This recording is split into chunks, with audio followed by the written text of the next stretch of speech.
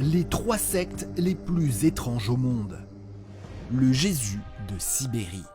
Voici Sergueï Torop, plus connu sous le nom de Vissarion. En 1991, cet agent de la circulation au chômage a une révélation. Il est la réincarnation de Jésus-Christ, en toute modestie. Il commence à prêcher et écrit plusieurs dizaines de volumes de son livre, Le Dernier Testament. Sa doctrine, un mélange de christianisme orthodoxe, de bouddhisme et de préceptes écologistes. Son but, empêcher la fin du monde. Pour lui, une grande inondation approche et seuls les membres de la secte survivront. Et niveau look, il fait tout pour ressembler à Jésus. Cheveux longs, petite barbe, tunique. Au milieu des années 90, il crée sa propre église, l'église du Dernier Testament, et s'installe dans une zone reculée de Sibérie. Dans cette cité du soleil, 4000 disciples vivent dans une nouvelle ère basée sur son année de naissance. Noël est remplacé par son anniversaire, le 14 janvier. Au quotidien, les membres vivent en autarcie pour échapper à la fin du monde et suivent des règles très strictes. Il est interdit de jurer, de boire de l'alcool, de fumer ou encore de manger de la viande. En 2020, il est arrêté par la police russe. Il est accusé d'être le chef d'une organisation illégale, d'extorsion de fonds et d'abus émotionnels. Il attend son procès en prison. En attendant, entre 5000 et 10 000 disciples dans le monde croiraient toujours en lui. L'église de l'unification. Elle est également appelée secte Moon, en référence à son fondateur Sun Myung Moon. La secte voit le jour en 1954, en Corée du Sud. Alors qu'il a à peine 15 ans, Sun Myung Moon affirme avoir rencontré le Christ le jour de Pâques. Ce dernier lui aurait ordonné de poursuivre sa mission divine, conduire l'humanité à un stade de pureté extrême.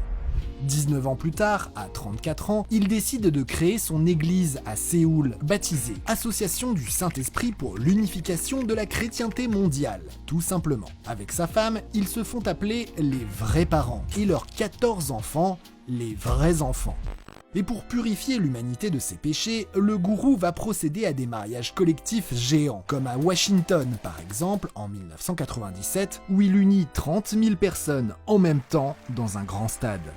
Mais la secte Moon, c'est aussi un gigantesque empire économique mondial, estimé aujourd'hui à 2 milliards de dollars. Elle est présente dans de nombreux secteurs, construction, automobile, immobilier ou encore médias, avec le journal Washington Times aux États-Unis. Aujourd'hui, la secte revendique encore 3 millions d'adeptes dans le monde. Un rapport parlementaire table plutôt sur 180 000 membres en 2010. Même si Moon est décédé en 2012, la relève est assurée par sa famille. L'un de ses fils, Young Ji-moon, a créé sa propre église qui glorifie les armes à feu et Donald Trump. Ses accessoires favoris, une couronne de balles et un fusil AR-15 doré.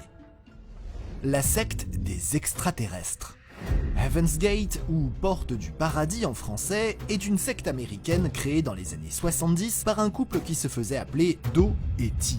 Pour eux, Dieu est un extraterrestre très évolué qui se déplace dans l'univers grâce à un vaisseau spatial. Et le seul objectif de la secte est de le rejoindre en se transformant en être supérieur, car une menace pèse. La Terre serait sur le point d'être détruite pour créer une nouvelle civilisation. Il faut donc que les adeptes se détachent de la vie terrestre pour rejoindre l'élite, c'est-à-dire renoncer à leur famille, à leur argent et au sexe. 8 hommes de la secte iront même jusqu'à se faire castrer. Mais ce n'est pas tout. Au quotidien, tout est réglementé. Pas plus de 6 minutes pour une douche, et tout le monde est au lit à 21h45 pétante. Même la taille des pancakes et leur temps de cuisson sont codifiés. Mais c'est en 1997 que tout bascule. La comète Hale-Bopp passe près de la Terre, et pour les membres de la secte, elle abrite secrètement le vaisseau spatial de Dieu. C'est le signal, il faut le rejoindre. Planet Earth about to be recycled. Your only chance to evacuate is to leave with us. La solution pour évacuer la Terre, le suicide. Entre le 24 et le 26 mars, 39 adeptes avalent des barbituriques et mettent leur tête dans un sac plastique. Ils sont retrouvés allongés sur des lits, recouverts d'un drap mauve, vêtus du même uniforme noir avec un écusson, équipe de départ et des Nike neuves aux pieds. Aujourd'hui, leur site internet est toujours en ligne. Un message clignote toujours, alerte rouge, suivi d'un Hale-Bopp va clore les portes du paradis.